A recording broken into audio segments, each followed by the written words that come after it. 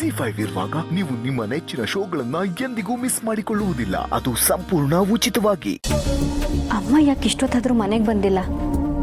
Phone ಬೇರೆ switch off ಅಂತ ಬರ್ತಿದೆ. ಈಗ ಏನ್ ಮಾಡ್ಲಿ? ಅವಿಗೆ ಫೋನ್ ಮಾಡಿ ಹೇಳ್ಬಿಡ್ಲಾ?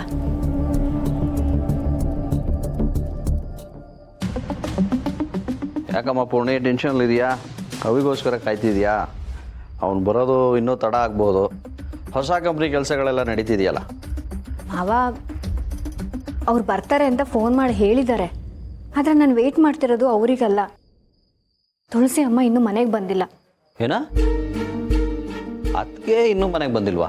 ಹೌದು ಮಾವ, ಬೆಳಗ್ಗೆ ದೇವಸ್ಥಾನಕ್ಕಂತ ಹೋಗಿದ್ರಲ್ಲ, ಇನ್ನೂ ಮನೆಗೆ ಬಂದಿಲ್ಲ. ದೇವಸ್ಥಾನಕ್ಕೆ ಹೋದವರು ಇನ್ನೂ ಮನೆಗೆ ಬಂದಿಲ್ಲ ಅಂದರೆ ಏನರ್ಥ?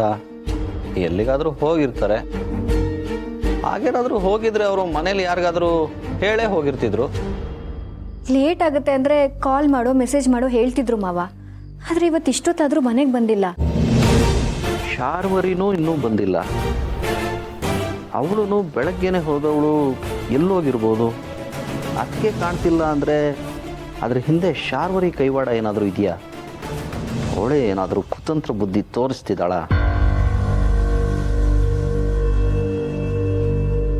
ಪುಣ್ಯ, ಹೋಗಿ ಅಪ್ಪ ಅಮ್ಮನ ಕರ್ಕೊಬಾ. ಅವ್ರಿಗೊಂದು ಖುಷಿ ವಿಚಾರ ಹೇಳಬೇಕು.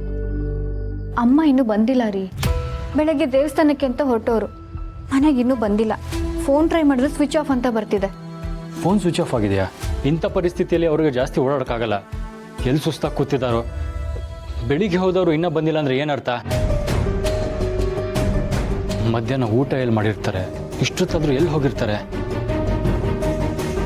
ಅಪ್ಪ ಎಲ್ಲಿ? ಅಣ್ಣ ಇನ್ನೂ ಬಂದಿಲ್ಲ.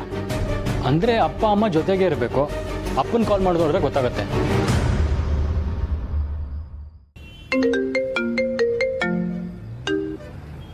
ಏನವಿ, ಇನ್ನೂ ಮನೆಗೆ ಬಂದಿಲ್ಲ ಅಂತ ಕಾಲ್ ಮಾಡ್ತಾ ಇದೆಯಾ?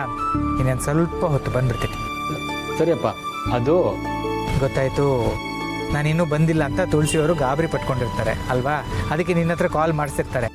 ಅವ್ರಿಗೆ ಹೇಳು ನೀನೇನು ಸ್ವಲ್ಪ ಹೊತ್ತಲ್ಲಿ ಬಂದ್ಬಿಡ್ತೀನಿ ಅಂತ. ಅಂದರೆ ಅಮ್ಮ ನಿಮ್ಮ ಜೊತೆಲಿ ಇಲ್ವಾ ಅಪ್ಪ? ಏನು ಹೇಳ್ತಿದ್ಯಾ ನೀನು? ನನ್ನ ಜೊತೆನಾ? ಯಾಕೆ, ತುಳಸಿಯವ್ರ ಮನೇಲಿ ಇಲ್ವಾ? ಇಲ್ಲಪ್ಪ, ಬೆಳಿಗ್ಗೆ ದೇವಸ್ಥಾನಕ್ಕಂತ ಹೋದವರು ಇನ್ನೂ ಬಂದಿಲ್ವಂತೆ. ಇನ್ನೂ ಬಂದಿಲ್ವಾ? ಇರು, ನಾನು ಅವ್ರಿಗೆ ಕಾಲ್ ಮಾಡ್ತೀನಿ. ನಾನು ಆಗ್ಲಿಂದ ಕಾಲ್ ಮಾಡ್ತಾನೆ ಇದ್ದೀನಪ್ಪ, ಸ್ವಿಚ್ ಆಫ್ ಬರ್ತಿದೆ. ಸರಿ, ನೀವು ಯಾರೂ ಗಾಬರಿ ಆಗಬೇಡಿ. ನಾನು ಎಲ್ಲಿದ್ದಾರೆ ಅಂತ ನೋಡ್ಕೊಂಡು ಬರ್ತೀನಿ.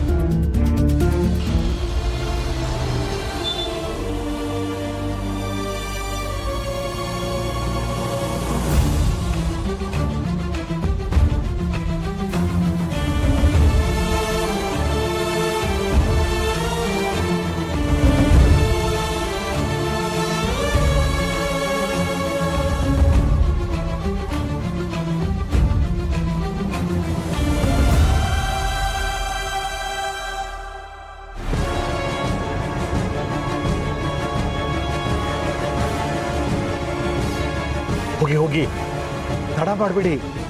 ತಡ ಮಾಡಿದ್ರೆ ಜೀವನನೇ ಹಾಳಾಗುತ್ತೆ, ಜೀವಗಳೇ ಹೊರಟೋಗುತ್ತೆ. ನಿಮ್ಮ ಹೆಂಡತಿನ ಹೋಗಿ ಕಾಪಾಡ್ಕೊಳ್ಳಿ, ನಿಮ್ಮ ಸಂಸಾರ ಉಳಿಸ್ಕೊಳ್ಳಿ. ಮನೆಯಲ್ಲಿ ವಿಷ ಸರ್ಪಕ್ಕೆ ಹಾಲೆರೆದು ಸಾಕ್ತಿದ್ದೀರಾ, ತಪ್ಪು ಮಾಡ್ತಿದ್ದೀರಾ. ಆ ತಪ್ಪನ್ನ ತಿದ್ಕೊಳ್ಳಿ. ನಿಮ್ಮ ಹೆಂಡತಿ ಮಕ್ಕಳು ಮನೆನ ಉಳಿಸ್ಕೊಳ್ಳಿ.